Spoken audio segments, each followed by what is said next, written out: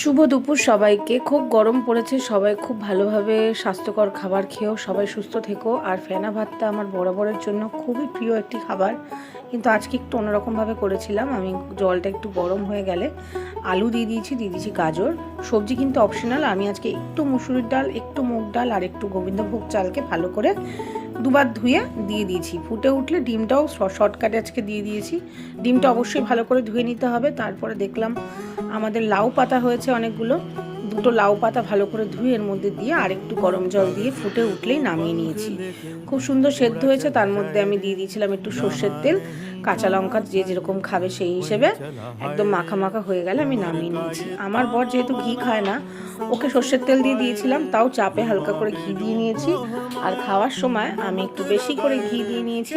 Just জমে গেছে সকালের ব্রেকফাস্টে আজকে।